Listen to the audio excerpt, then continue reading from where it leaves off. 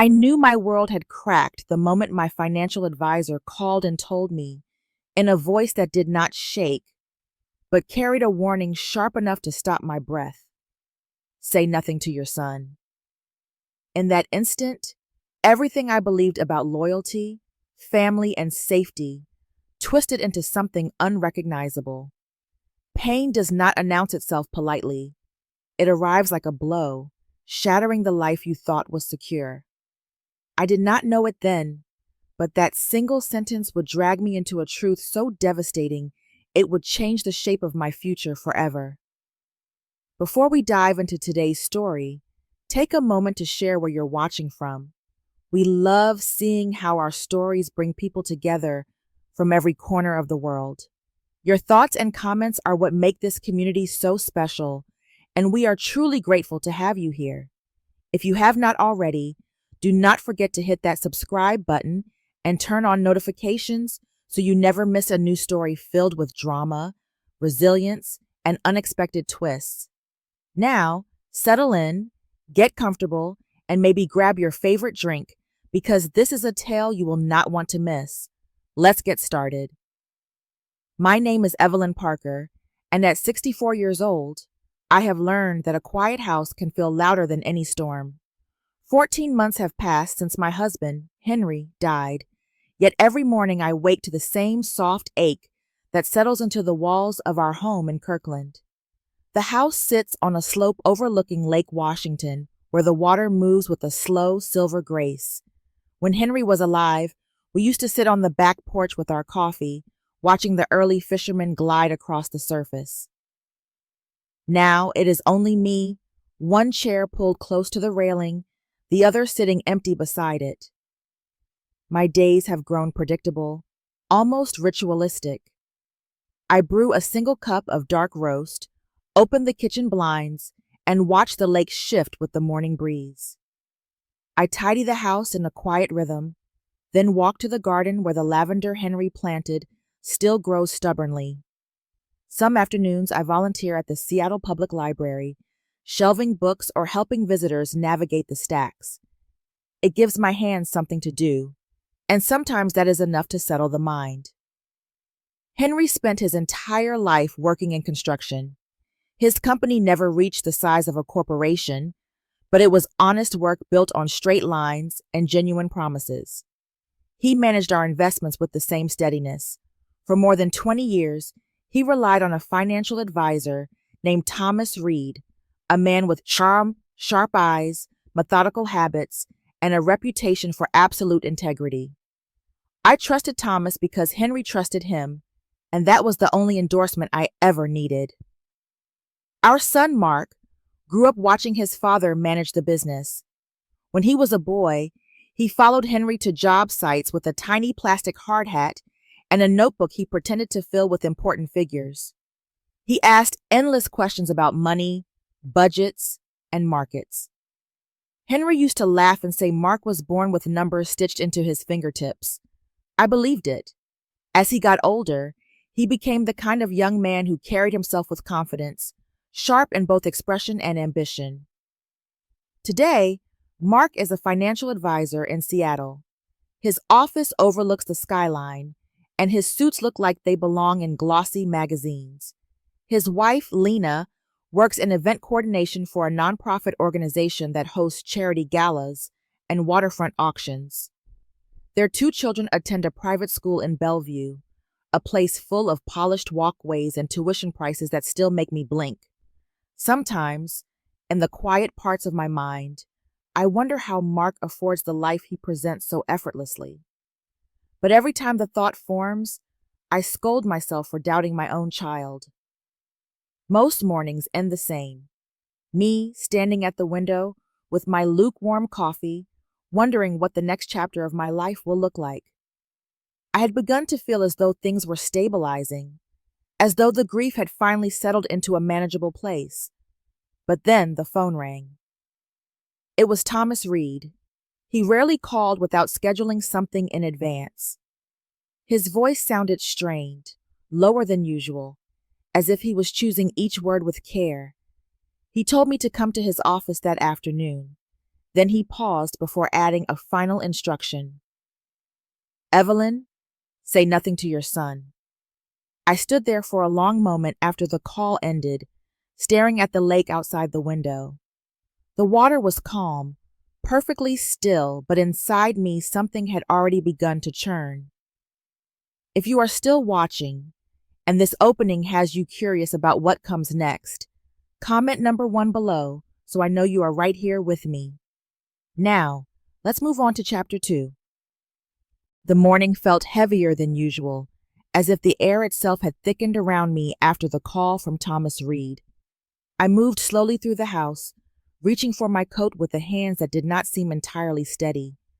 Lake Washington lay under a sheet of pale mist outside my kitchen window, the kind that blurred the horizon and made the world look half erased.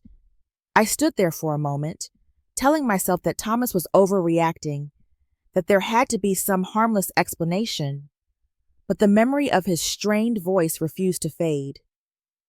Driving to Seattle offered no comfort. The familiar streets of Kirkland, normally gentle and predictable, felt strangely distant. As I crossed the bridge over the lake, the surface below rippled under the wind, carrying with it the uncanny sense that something in my life was shifting beneath my feet. My breath caught each time the words returned to me, circling like dark birds. Say nothing to your son. Thomas was not a man who chose his words lightly, and the warning pressed against my ribs with a cold, unwelcome weight. Traffic through South Lake Union crept along, and I found myself staring blankly at pedestrians hurrying between coffee shops and offices. How easily people moved, unaware that someone else's world could tilt in an instant. By the time I turned into the underground garage of Thomas's building, my pulse had settled into an unsteady rhythm. The lobby felt colder than the air outside. Minimalist decor, slate floors, and quiet hums of the elevator created a sterile stillness. Even the receptionist, who usually greeted clients with a warm smile, seemed subdued when she looked up at me. She gestured toward Thomas's office without the usual pleasantries. That alone made something inside me tighten. Thomas emerged before I even knocked.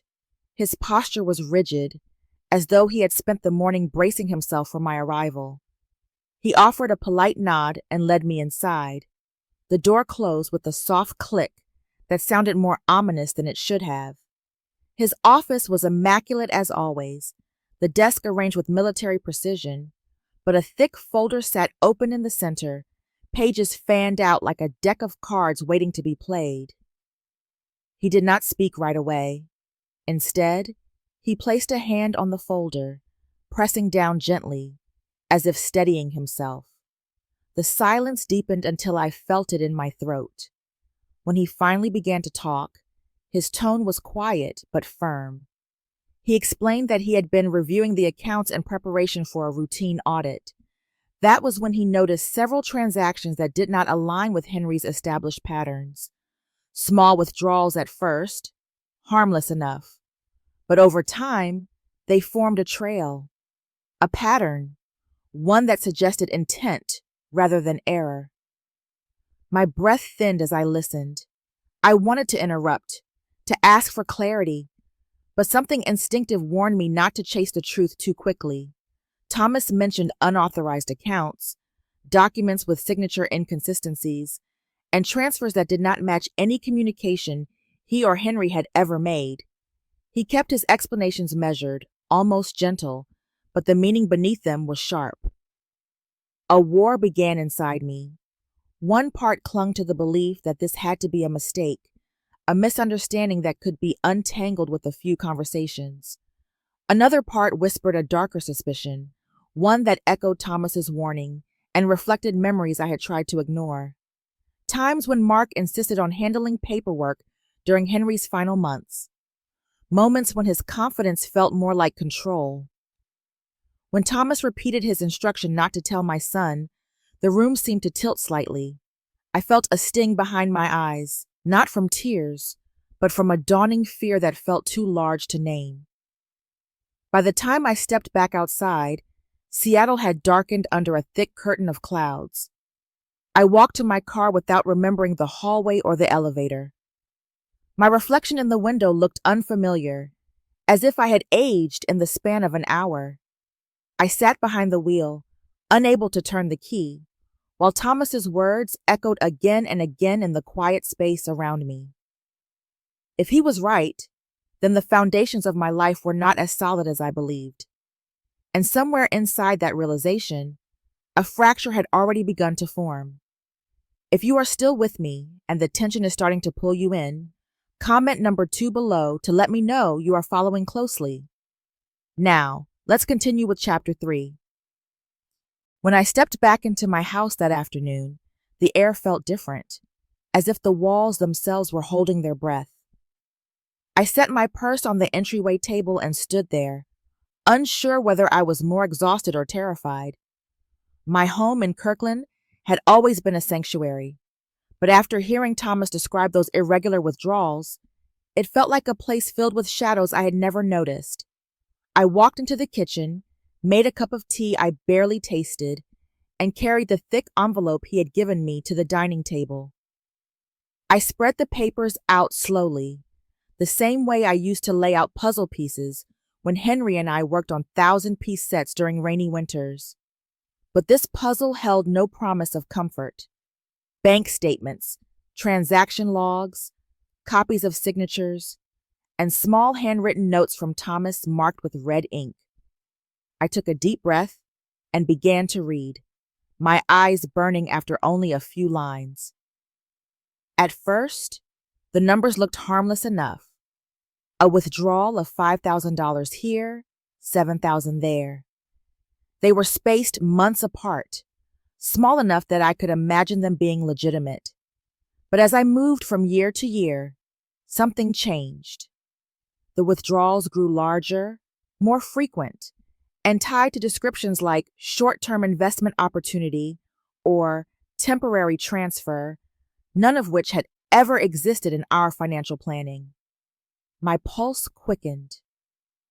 Then I reached the dates that aligned with some of the darkest periods of Henry's last year. The winter when he had been hospitalized with pneumonia, someone had moved nearly $200,000 out of our joint account.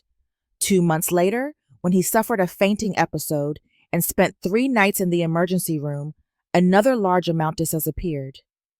As I traced the lines with my finger, I felt a sharp pain in my chest. Those were the times when Mark had stepped in to handle things, telling me gently that he would take care of the bills and paperwork so I could stay at the hospital. I wanted to believe he had been helping us, yet the pattern on the paper suggested something far colder than support. As I kept reading, I found account numbers I had never seen before. One looked like it belonged to a brokerage firm we had never worked with. Another appeared to be some kind of digital investment wallet.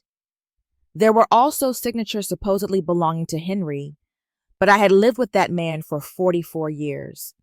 I knew the angle of his pen, the tiny upward tilt at the end of his surname. These signatures lacked his deliberateness. They looked like echoes, not originals. A wave of nausea rose in me. The possibility that someone forged his name was not just a financial violation. It felt like a desecration of who he had been.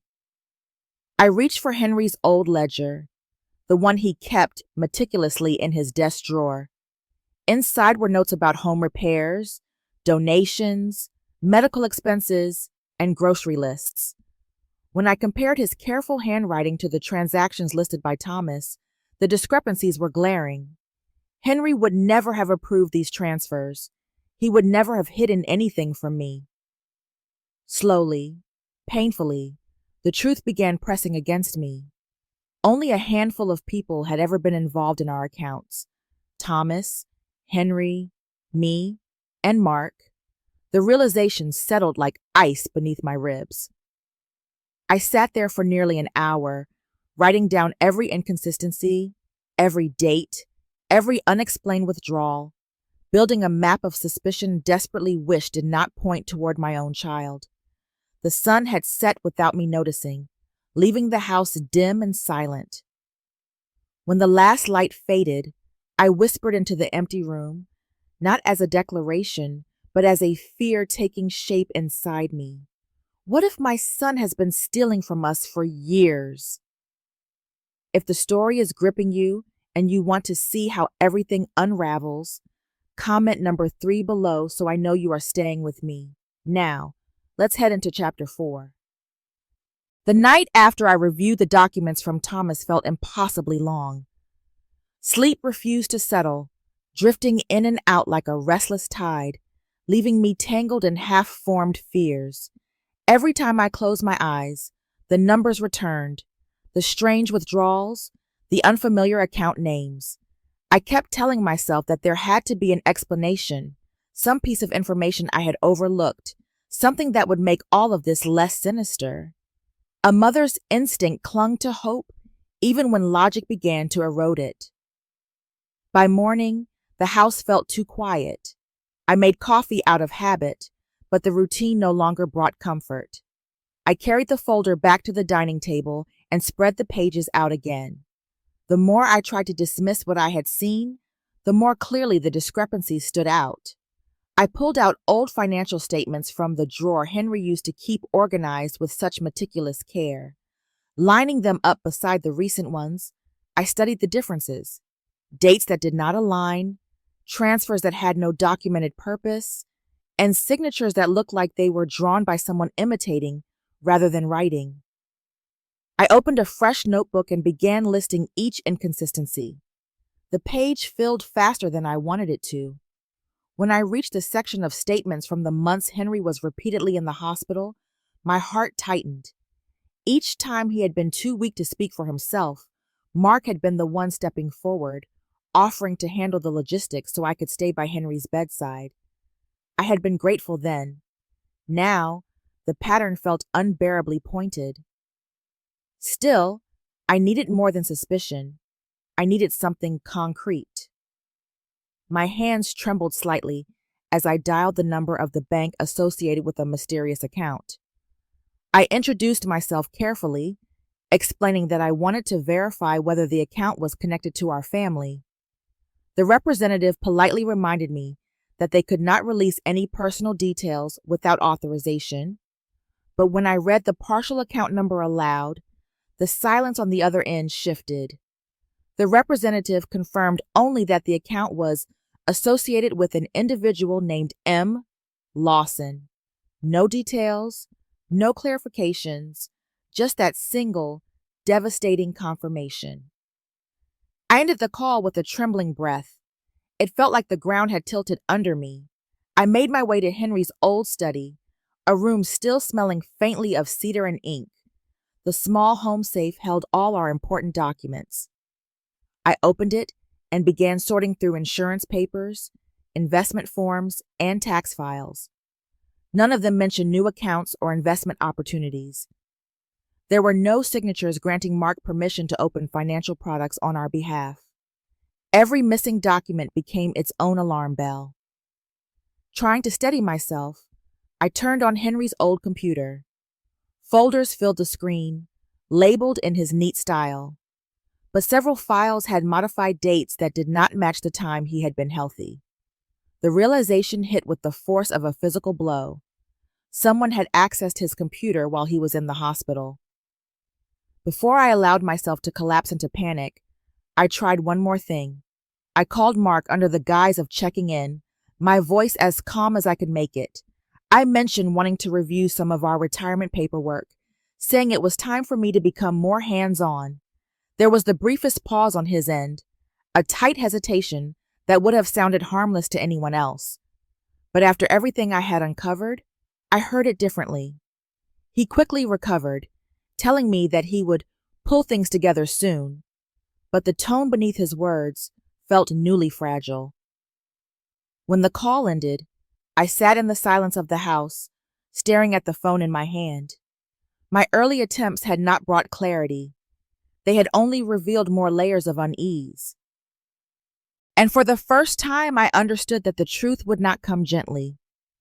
If the twists are keeping you hooked and you are ready for what happens next, comment number 4 below to show you are still here. Now, let's jump into chapter 5.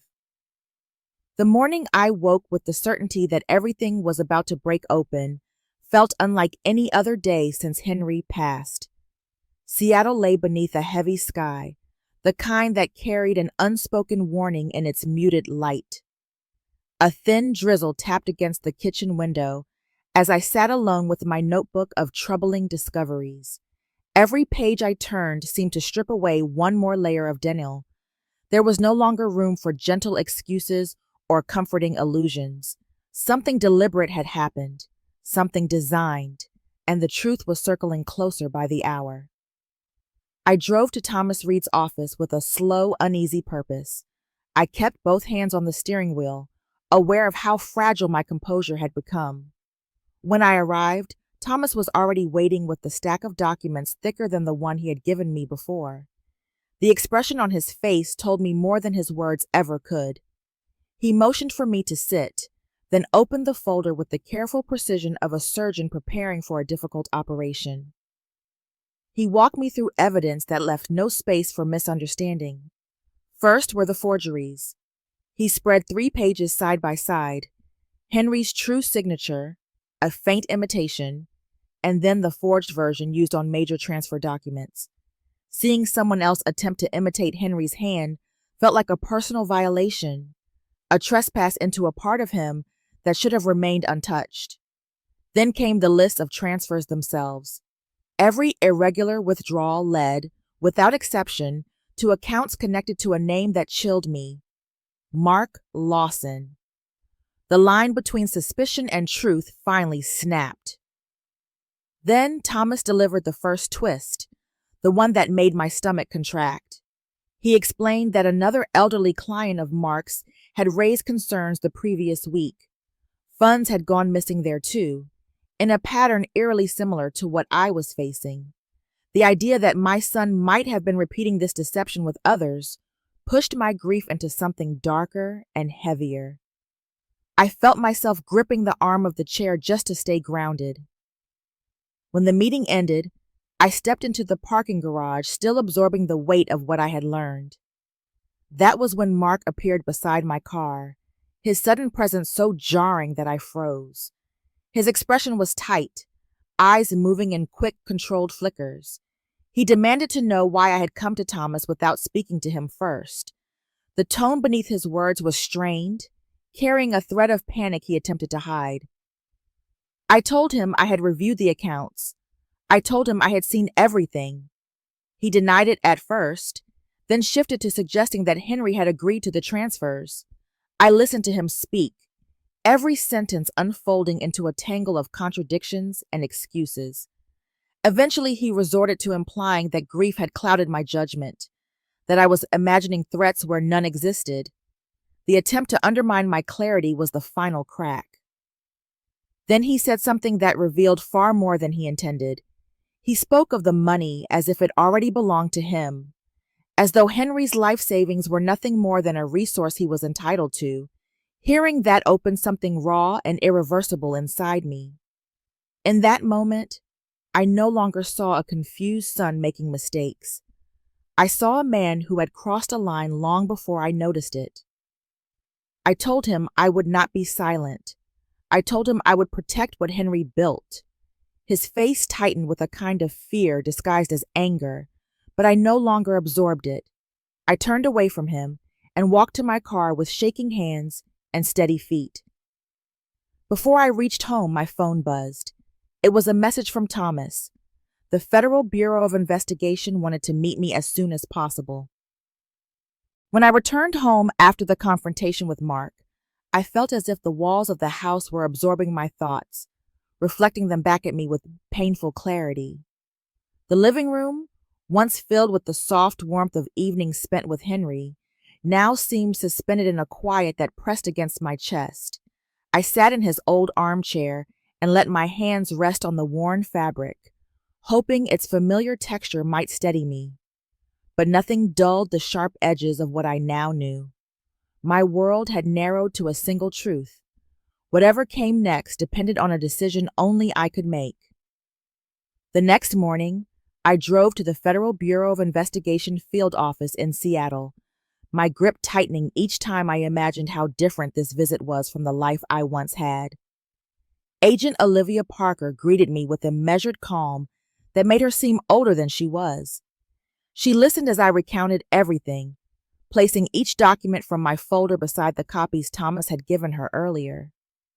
Her focused expression never faltered as she examined the forged signatures, the unexplained withdrawals, and the trail of digital fingerprints pointing to Mark. She did not soften her words when she spoke. She said the evidence signaled intent, not error. And then came the revelation that cut deeper than any I had imagined. The Bureau had been reviewing Mark quietly for several weeks. A nursing facility in Tacoma had filed a complaint after a family discovered irregularities in their father's financial reports. The details mirrored my own situation so closely that the room felt colder as I absorbed them. I realized that the betrayal I was living through was not an isolated collapse of trust, but part of something far larger and more calculated. Agent Parker outlined the next steps: formal investigation, freezing of accounts, potential search warrants. Every step she listed sounded like the opening of a door I could never close again. And with each door came a new weight on my shoulders. When she asked whether I was willing to move forward as a cooperating witness, the question hung between us like a physical thing.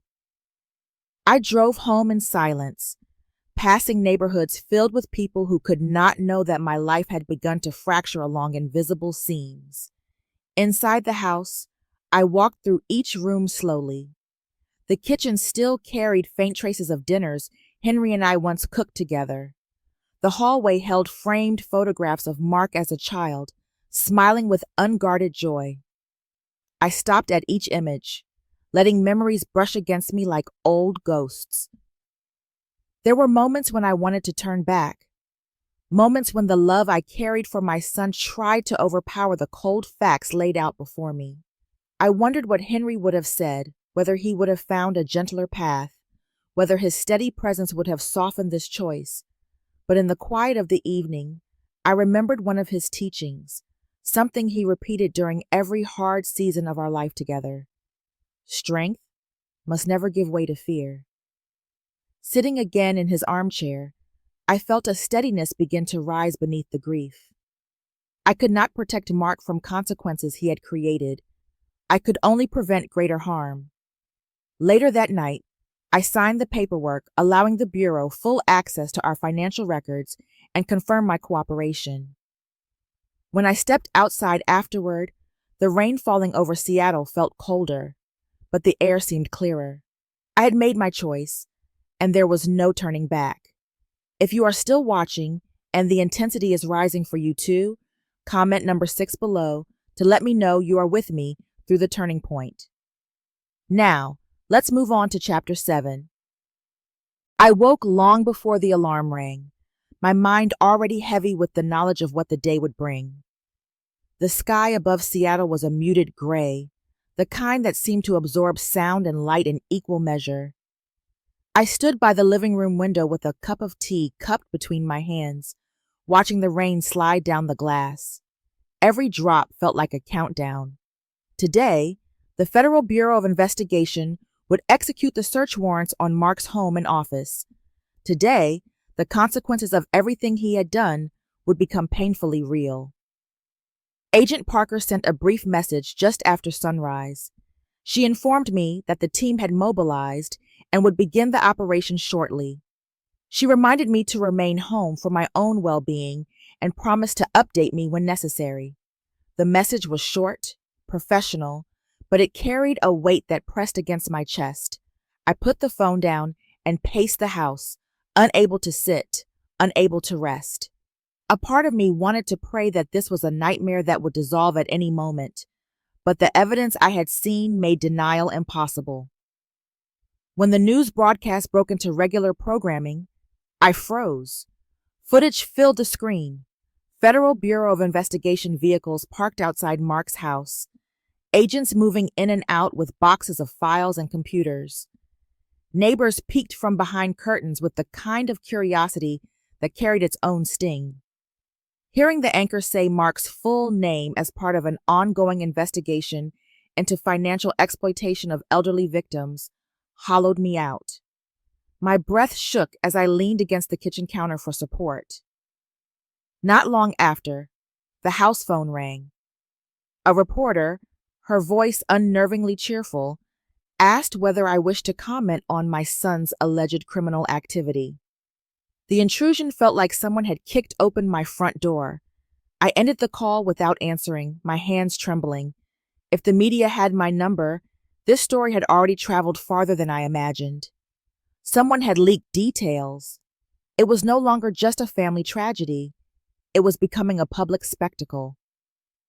The messages from neighbors and extended relatives arrived quickly after that. Some offered support. Others asked questions I had no strength to answer. Several remained silent, which somehow hurt just as much as the scrutiny. I felt my world folding in on itself, the familiar spaces of my life shrinking beneath the weight of unwanted attention. Then Julia called. Her voice cracked the moment I answered. She explained that agents were moving through the house, removing every device, every folder, every tablet the children had ever touched. She said she felt humiliated, frightened, and lost. I could hear the sound of the children crying in the background, and the guilt that washed over me came in a fierce, disorienting wave. Even though I knew Mark had caused this, the pain spilling into their lives felt unbearable. Julia asked if they could stay with me for a few days. Her voice wavered with desperation. I opened my door before she finished the question. When she and the children arrived, they looked like a family fleeing a storm. I helped them inside, made warm drinks, and tried to steady the panic in their eyes. I spoke softly, offering them calm even though my own heart was breaking. Later that night, when the house had finally quieted, I watched the evening news. Mark had been taken into custody for questioning. His assets were frozen, his business suspended. I sat alone in the dim living room, listening to the rain intensify against the windows. There was no turning back now. The consequences had begun, and they were larger than anything I had imagined. The morning after the search warrants were carried out, the house felt strangely different. Julia and the children slept in the guest rooms upstairs, their quiet breathing adding a weight of responsibility to the air. For the first time in many days, I woke without the feeling that I was drowning. The pain was still there, but it had taken on a new shape, no longer wild and disorienting. It was something I could hold, something I could face. As I stepped into the kitchen, I felt the subtle shift inside myself. I was no longer bracing for the blow. I was preparing to move forward. I brewed coffee, sat at the table, and opened the thick folder of documents that had become a fixture in my life.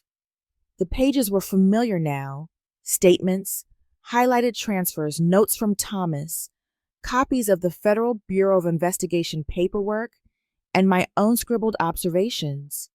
As I began sorting them into organized stacks, I realized I was finally seeing the full picture clearly. I could identify what had been lost, what was still secured, and what would soon be part of the investigation.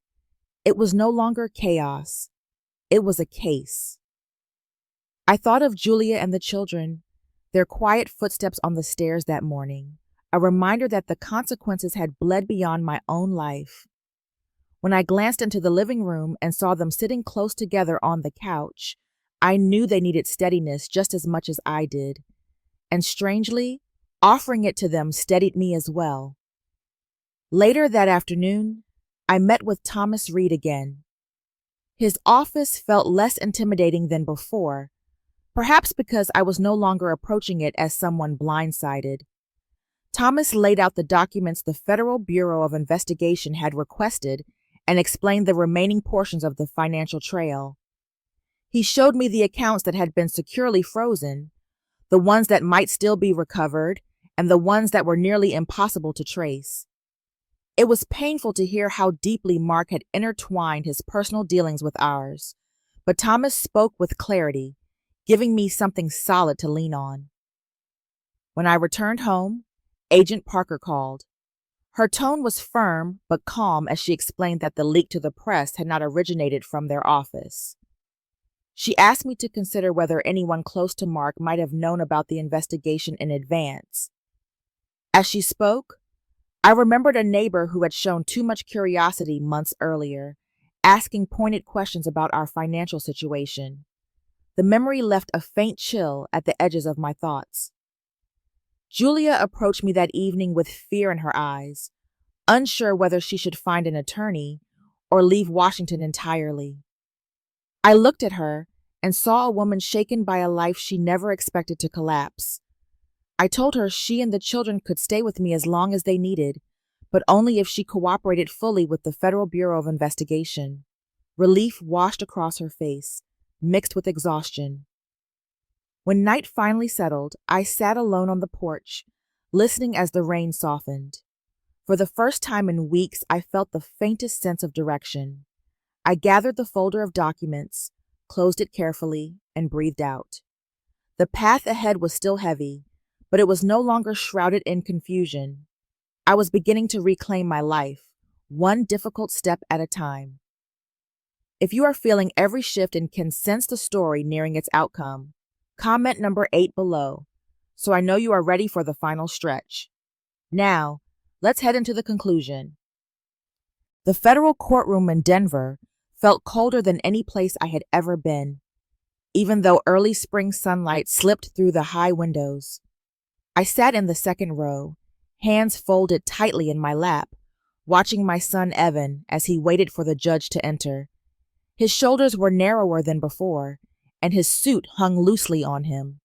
Seeing him like that made my heart twist, but it did not erase the truth of what he had done. I had spent months preparing myself for this moment, telling myself that justice was necessary, even when it came packaged in heartbreak. When the judge stepped inside, a hush fell across the room. Evan rose with the others, but there was a heaviness to the way he stood, as if he knew exactly how this day would end. I tried to find the boy he used to be somewhere in his face, the one who once begged me to read him another book at bedtime, or asked me to help him with school projects. Instead, I saw a man who had allowed greed to eat away at every good part of him until nothing recognizable remained. Before sentencing, the judge asked if Evan wished to speak. He nodded and stood, his voice unsteady as he admitted everything. He said he had no excuse for what he had done, that he alone had allowed ambition and entitlement to overtake his judgment. He apologized to me, not with grand gestures, but with plain words that carried the weight of truth. For a moment, I felt the sting of tears, because sincerity from him had become something rare. Yet even then, I knew remorse could not undo the damage, nor could it restore the trust he had shattered. The judge delivered the verdict slowly, each word echoing through the courtroom. 10 years in federal prison, followed by 4 years of supervised release, along with full restitution. It was the consequence that matched the crime, and the one I had expected. Still, hearing it made my pulse hammer. I felt both sadness and relief. Sadness, because no mother dreams of watching a bailiff lead her son away in handcuffs. Relief, because justice had finally closed its hand around the truth, and the fear of what he might do next was gone. Life began again in Fort Collins, far from the house in Boulder that held too many haunted corners. I chose a smaller home with a quiet yard, a place where I could walk without memories ambushing me around every turn. My days shifted into a gentle rhythm, tending roses, volunteering at the library, learning how to be responsible for my finances without doubt or anxiety. There were still shadows of grief, but they no longer consumed me. Instead, I lived with a new steadiness, a new kind of peace. Melissa and my grandson Noah visited weekly. Their lives had been shaken too, but they were rebuilding with determination. I helped when I could, but I protected my boundaries carefully, refusing to let old patterns repeat themselves. Noah's laughter filled the house in a way that reminded me that the family could survive even the harshest storms, as long as honesty guided the rebuilding. One evening, I wrote a letter to Evan. I did not promise forgiveness, and I did not pretend the past could be neatly closed. I simply told him that consequences could be a path to rebuilding, and that I hoped he would choose to become someone better than the man who had stolen from those who loved him. As I sealed the envelope, I felt a quiet certainty settle inside me. I had survived betrayal, loss, and the collapse of everything I once trusted. Justice had been done, and I had found peace again. Morning light settled softly across my small backyard in Fort Collins as I sat with a cup of warm coffee between my palms. The garden was quiet, except for the faint rustle of early spring wind moving through the leaves. It had become my place of reflection, a quiet corner where I could finally look back on everything without feeling crushed by it. Losing Richard, trusting Evan blindly, watching my life unravel piece by piece, those memories no longer pierced like they once did.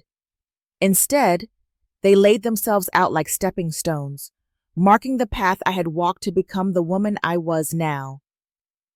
I had learned that love, even a mother's love, could not replace boundaries. Allowing someone, even a child, complete control over one's life was not devotion. It was surrender. I had given Evan too much room, too much trust, and almost paid for it with everything Richard and I had built. The lesson was harsh but clear. Trust must be earned, and responsibility for my own well-being could never be handed away again. I thought back to the day my financial advisor called and warned me to stay silent. That moment had been my turning point. For years, I had chosen harmony over conflict, believing silence preserved family unity. But silence had only allowed wrongs to grow unchecked. Speaking up, even when it shattered what I wanted to believe, had saved me. It had saved others, too. I realized that doing the right thing often came wrapped in fear, but fear was never a good enough reason to ignore the truth. The people who held me together during the worst of it were not always the ones I expected. My advisor, who risked discomfort to tell me the truth, my neighbor who checked on me, the investigators who guided me through unfamiliar territory, they reminded me that family could be chosen through kindness, not blood. Seeking help had not made me weak. It had made survival possible. Life had settled into a quieter rhythm now. Noah visited often, filling my house with the kind of youthful energy that softened the edges of everything that hurt. I answered his questions with steady honesty, determined to show him that courage could coexist with heartbreak. Supporting him gave me a sense of purpose I had not expected to find again. One evening, I began writing my story down, not for attention, but so women like me, especially those widowed or living alone, would know they were not helpless. Age did not take away strength. It simply hid it until life demanded it again. I did not know if forgiveness for Evan would ever fully form inside me, but I no longer needed it to move forward. Peace had come from choosing truth over illusion, dignity over fear. As I looked out over the garden, sunlight warming my skin, I understood something deeply comforting. Life could begin again, even after betrayal. And no matter how late in life it happened, reclaiming myself had been worth everything. In the quiet that follows any storm, there comes a moment when a person finally understands that survival is not just about enduring what happened, but choosing who they will be afterward. Some wounds demand accountability, some demand distance, and some simply demand the courage to stand in the truth without flinching. Yet even the hardest endings can become beginnings when they make room for clarity, for boundaries, and for a deeper kind of peace. Life has a way of breaking us open just enough to reveal the strength we forgot we had.